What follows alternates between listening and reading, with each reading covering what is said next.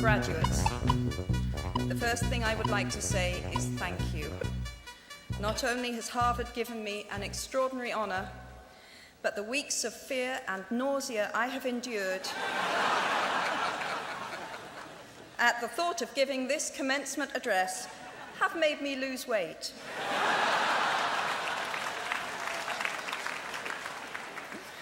A win-win situation. Now all I have to do is take deep breaths, squint at the red banners, and convince myself that I am at the world's largest Gryffindor reunion.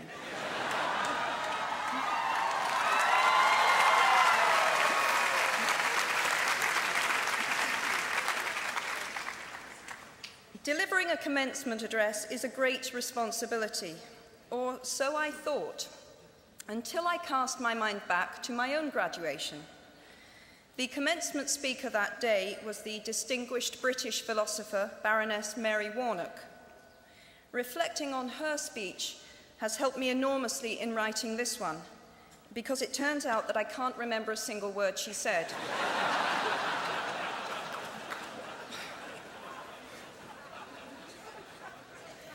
This liberating discovery enables me to proceed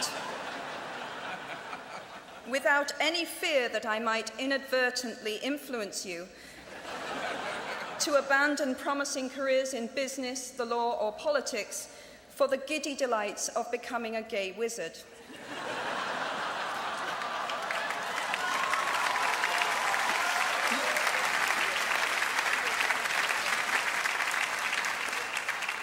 You see, if all you remember in years to come is the gay wizard joke, I've come out ahead of Baroness Mary Warnock.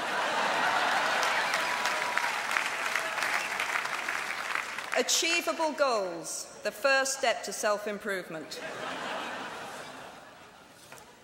Actually, I have racked my mind and heart for what I ought to say to you today. I have asked myself what I wish I had known at my own graduation, and what important lessons I have learned in the 21 years that have expired between that day and this. I have come up with two answers.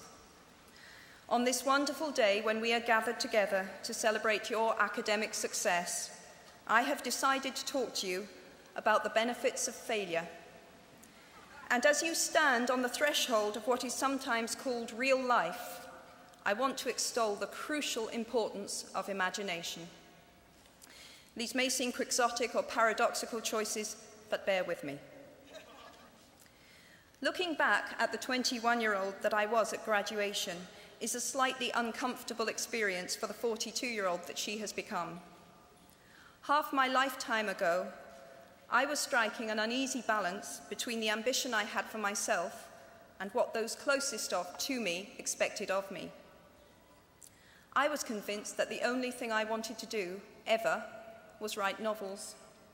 However, my parents, both of whom came from impoverished backgrounds and neither of whom had been to college, took the view that my overactive imagination was an amusing personal quirk that would never pay a mortgage or secure a pension. I know the irony strikes with the force of a cartoon anvil now, but... So they hoped that I would take a vocational degree. I wanted to study English literature. A compromise was reached that in retrospect satisfied nobody, and I went up to study modern languages. Hardly had my parents' car rounded the corner at the end of the road than I ditched German and scuttled off down the classics corridor. I cannot remember telling my parents that I was studying classics. They might well have found out for the first time on graduation day. Of all the subjects on this planet, I think they would have been hard put to name one less useful than Greek mythology when it came to securing the keys to an executive bathroom. Now, I would like to make it clear in parenthesis that I do not blame my parents for their point of view.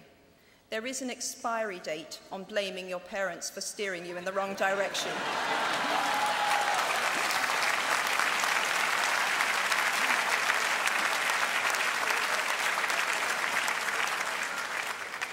The moment you are old enough to take the wheel, responsibility lies with you. What is more, I cannot criticize my parents for hoping that I would never experience poverty. They had been poor themselves, and I have since been poor. And I quite agree with them that it is not an ennobling experience. Poverty entails fear and stress, and sometimes depression. It means 1,000 petty humiliations and hardships. Climbing out of poverty by your own efforts, that is something on which to pride yourself, but poverty itself is romanticized only by fools. What I feared most for myself at your age was not poverty, but failure. At your age, in spite of a distinct lack of motivation at university, where I had spent far too long in the coffee bar writing stories and far too little time at lectures, I had a knack for passing examinations, and that, for years, had been the measure of success in my life and that of my peers. Now, I am not dull enough to suppose that because you are young, gifted, and well-educated, you have never known heartbreak, hardship, or heartache. Talent and intelligence never yet inoculated anyone against the caprice of the fates, and I do not for a moment suppose that everyone here has enjoyed an existence of unruffled privilege and contentment. However, the fact that you are graduating from Harvard suggests that you are not very well acquainted with failure. You might be driven by a fear of failure quite as much as a desire for success. Indeed, your conception of failure might not be too far removed from the average person's idea of success. So high have you already flown. Ultimately, we all have to decide for ourselves what constitutes failure. But the world is quite eager to give you a set of criteria if you let it. So I think it fair to say that by any conventional measure, a mere 7 years after my graduation day, I had failed on an epic scale. An exceptionally short-lived marriage had imploded, and I was jobless, a lone parent, and as poor as it is possible to be in modern Britain without being homeless. The fears that my parents had had for me and that I had had for myself had both come to pass. And by every usual standard, I was the biggest failure I knew. Now, I'm not going to stand here and tell you that failure is fun. That period of my life was a dark one, and I had no idea that there was going to be what the press has since represented as a kind of fairy tale resolution. I had no idea then how far the tunnel extended, and for a long time, any light at the end of it was a hope rather than a reality. So why do I talk about the benefits of failure? Simply because failure meant a stripping away of the inessential. I stopped pretending to myself that I was anything other than what I was, and began to direct all my energy into finishing the only work that mattered to me. Had I really succeeded at anything else, I might never have found the determination to succeed in the one arena where I believed I truly belonged. I was set free because my greatest fear had been realized, and I was still alive, and I still had a daughter whom I adored, and I had an old typewriter and a big idea. And so rock bottom became the solid foundation on which I rebuilt my life. You might never fail on the scale I did, but some failure in life is inevitable. It is impossible to live without failing at something, unless you live so cautiously that you might as well not have lived at all, in which case you fail by default. Failure gave me an inner security that I had never attained by passing examinations. Failure taught me things about myself that I could have learned no other way. I discovered that I had a strong will and more discipline than I had suspected. I also found out that I had friends whose value was truly above the price of rubies. The knowledge that you have emerged wiser and stronger from setbacks means that you are, ever after, secure in your ability to survive. You will never truly know yourself or the strength of your relationships until both have been tested by adversity. Such knowledge is a true gift, for all that it is painfully won, and it has been worth more than any qualification I ever earned. So given a time turner, I would tell my 21-year-old self that personal happiness lies in knowing that life is not a checklist of acquisition or achievement. Your qualifications, your CV, are not your life, though you will meet many people of my age and older who confuse the two. Life is difficult and complicated and beyond anyone's total control, and the humility to know that will enable you to survive its vicissitudes. Now, you might think that I chose my second theme, the importance of imagination, because of the part it played in rebuilding my life, but that is not wholly so. Though I personally will defend the value of bedtime stories to my last gasp, I have learnt to value imagination in a much broader sense. Imagination is not only the uniquely human capacity to envision that which is not, and therefore the fount of all invention and innovation. In its arguably most transformative and revelatory capacity, it is the power that enables us to empathize with humans whose experiences we have never shared. One of the greatest formative experiences of my life preceded Harry Potter, though it informed much of what I subsequently wrote in those books. This revelation came in the form of one of my earliest day jobs. Though I was sloping off to write stories during my lunch hours, I paid the rent in my early 20s by working at the African Research Department of Amnesty International's headquarters in London. There in my little office, I read hastily scribbled letters smuggled out of totalitarian regimes by men and women who were risking imprisonment to inform the outside world of what was happening to them. I saw photographs of those who had disappeared without trace, sent to Amnesty by their desperate families and friends. I read the testimony of torture victims and saw pictures of their injuries. I opened handwritten, eyewitness accounts of summary trials and executions, of kidnappings and rapes. Many of my co-workers were ex-political prisoners, people who had been displaced from their homes or fled into exile because they had the temerity to speak against their governments. Visitors to our offices included those who had come to give information or to try and find out what had happened to those they had left behind. I shall never forget the African torture victim, a young man no older than I was at the time, who had become mentally ill after all he had endured in his homeland. He trembled uncontrollably as he spoke into a video camera about the brutality inflicted upon him. He was a foot taller than I was and seemed as fragile as a child. I was given the job of escorting him back to the underground station afterwards, and this man, whose life had been shattered by cruelty, took my hand with exquisite courtesy and wished me future happiness. And as long as I live, I shall remember walking along an empty corridor and suddenly hearing, from behind a closed door, a scream of pain and horror such as I have never heard since. The door opened, and the researcher poked out her head and told me to run and make a hot drink for the young man sitting with her. She had just had to give him the news that in retaliation for his outspokenness against his country's regime, his mother had been seized and executed. Every day of my working week in my early 20s, I was reminded how incredibly fortunate I was to live in a country with a democratically elected government, where legal representation and a public trial were the rights of everyone.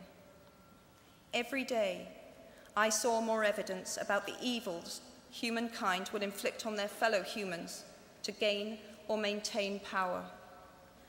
I began to have nightmares, literal nightmares, about some of the things I saw, heard, and read. And yet, I also learned more about human goodness at Amnesty International than I had ever known before. Amnesty mobilizes thousands of people who have never been tortured or imprisoned for their beliefs to act on behalf of those who have. The power of human empathy leading to collective action saves lives and frees prisoners. Ordinary people whose personal well-being and security are assured join together in huge numbers to save people they do not know and will never meet. My small participation in that process was one of the most humbling and inspiring experiences of my life. Unlike any other creature on this planet, human beings can learn and understand without having experienced. They can think themselves into other people's places. Of course, this is a power, like my brand of fictional magic, that is morally neutral. One might use such an ability to manipulate or control just as much as to understand or sympathize. And many prefer not to exercise their imaginations at all. They choose to remain comfortably within the bounds of their own experience, never troubling to wonder how it would feel to have been born other than they are. They can refuse to hear screams or peer inside cages. They can close their minds and hearts to any suffering that does not touch them personally. They can refuse to know. I might be tempted to envy people who can live that way, except that I do not think they have any fewer nightmares than I do. Choosing to live in narrow spaces leads to a form of mental agoraphobia, and that brings its own terrors. I think the willfully unimaginative see more monsters. They are often more afraid. What is more, those who choose not to empathize enable real monsters, for without ever committing an act of outright evil ourselves, we collude with it through our own apathy. One of the many things I learned at the end of that classics corridor down which I ventured at the age of 18 in search of something I could not then define was this, written by the Greek author Plutarch: "What we achieve inwardly will change outer reality." That is an astonishing statement, and yet proven 1,000 times every day of our lives. It expresses in part our inescapable connection with the outside world, the fact that we touch other people's lives simply by existing. But how much more are you, Harvard graduates of 2008, likely to touch other people's lives? Your intelligence, your capacity for hard work, the education you have earned and received give you unique status and unique responsibilities. Even your nationality sets you apart. The great majority of you belong to the world's only remaining superpower. The way you vote, the way you live, the way you protest, the pressure you bring to bear on your government has an impact way beyond your borders. That is your privilege and your burden. If you choose to use your status and influence to raise your voice on behalf of those who have no voice, if you choose to identify not only with the powerful but with the powerless, if you retain the ability to imagine yourself into the lives of those who do not have your advantages, then it will not only be your proud families who celebrate your existence, but thousands and millions of people whose reality you have helped change. We do not need magic to transform our world. We carry all the power we need inside ourselves already. We have the power to imagine better. I am nearly finished. I have one last hope for you, which is something that I already had at 21. The friends with whom I sat on graduation day have been my friends for life. They are my children's godparents, the people to whom I've been able to turn in times of real trouble, people who have been kind enough not to sue me when I took their names for Death Eaters.